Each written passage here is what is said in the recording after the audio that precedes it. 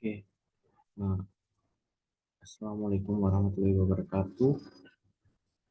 Saya ada Baghdadi Diagobar. Di sini saya akan mempresentasikan tentang presentasi penelitian dalam berjudul pemanfaatan mikroalga nanochlorosis oklava untuk produksi biodiesel dengan katalis heterogen CaO hidrokalsit. Oke,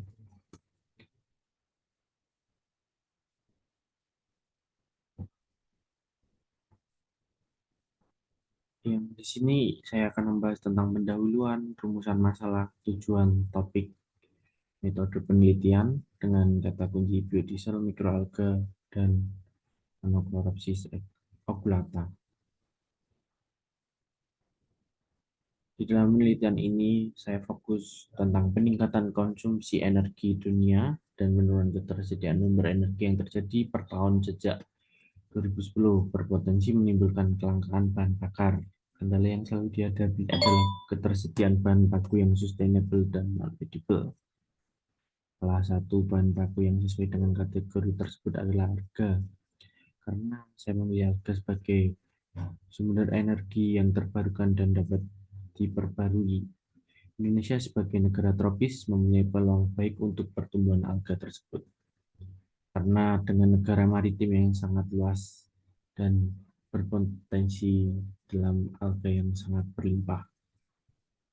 Kemudian di dalam rumusan masalah, yang pertama, bagaimana proses ekstraksi minyak dari sel-sel mikroalga nanochlorosis oblata sebagai bahan baku alternatif pembuatan biodiesel. Yang kedua, bagaimana proses pembuatan biodiesel dengan metode sonikasi dari minyak ekstrak mikroalga nanochlorosis oblata. Dan yang ketiga, bagaimana pengaruh perbedaan perbandingan metanol dengan minyak dan perbedaan waktu proses terhadap konversi. Dan di situ ada tujuan-tujuan tersebut. Yang pertama, mempelajari dan mengoptimalkan proses ekstraksi minyak dari sel-sel mikroalga inokulata sebagai bahan baku alternatif pembuatan biodiesel. Yang kedua, mempelajari proses pembuatan biodiesel dengan metode sonikasi dari minyak ekstrak mikroalga inokulata. Dan yang ketiga, mengetahui pengaruh perbedaan perbandingan metanol dengan minyak dan perbedaan waktu proses terhadap konversi biodiesel yang dihasilkan dari alga inokulata sendiri. Kemudian untuk topik sendiri, topik utama dalam penelitian yang saya lakukan itu adalah mikroalga. Inokulata adalah mikroalga air laut. Mikroalga itu dipilih berdasarkan kandungan lipid. Nah, kenapa lipidnya? Karena lipidnya dalam inokulata ini sangatlah lemaknya sangat kental atau lebih pekat daripada jenis alga yang lain. Dan kemudian kemampuan produksi lipid dan massa kulturnya itu pendek, tidak perlu memakan banyak waktu yang banyak untuk pemanenan atau kultivasi. Dan jenis spesies mikroalga ini sudah ada secara murni untuk dikultur. Dan di dalam penelitian ini untuk mikroalga akan kita jadikan sebagai biodiesel untuk mengatasi solusi isi energi tersebut dan mengalihkan kebutuhan energi nasional dengan memanfaatkan energi terbarukan dan bioenergi yang diharapkan mampu memenuhi minimal 5% dari yang ditetapkan oleh pemerintah, karena sudah ada peraturan pemerintah yang menetapkan. Oke, di dalam penelitian ini yang pertama, kita akan melakukan tahapan kultivasi. Apa sih kultivasi itu ya? Kultivasi adalah kulturisasi atau memperbanyak jumlah alga dengan cara pencahayaan dan menggunakan aerasi. Yang kedua adalah pemanenan. Masa pemanenan ini berkisar antara 7 sampai 14 hari dengan cara bisa menggunakan drying ataupun pengeringan. Yang ketiga adalah transesterifikasi, ekstraksi atau sonifikasi. Untuk menghasilkan minyak dari kandungan mikroalga tersebut menggunakan ekstraksi sonifikasi dengan bantuan ultrasonik.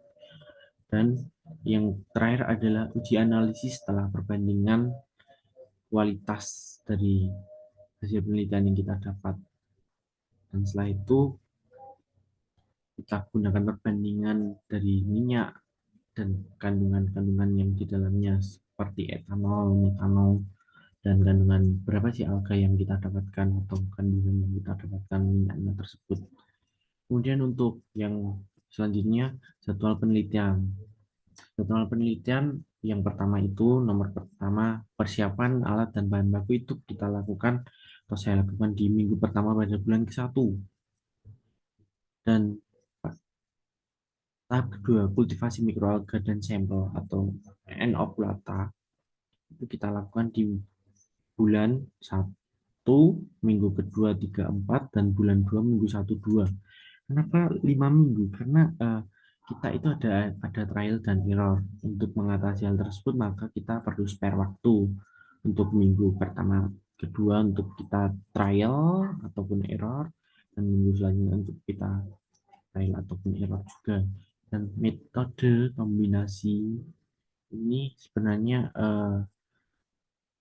bisa kita lewati ya, tapi kita tidak tidak perlu, ini juga tidak apa-apa. Dan yang kelima proses pengujian laboratorium, yang keenam itu analisis data pada bulan ketiga, minggu ketiga dan keempat, dan pembuatan laporan itu kita mulai pada bulan ketiga, minggu satu, dua, tiga, dan empat, dan setelah itu langsung ke publikasi.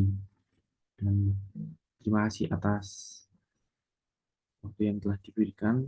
Saya cukupkan. Wassalamualaikum warahmatullahi wabarakatuh.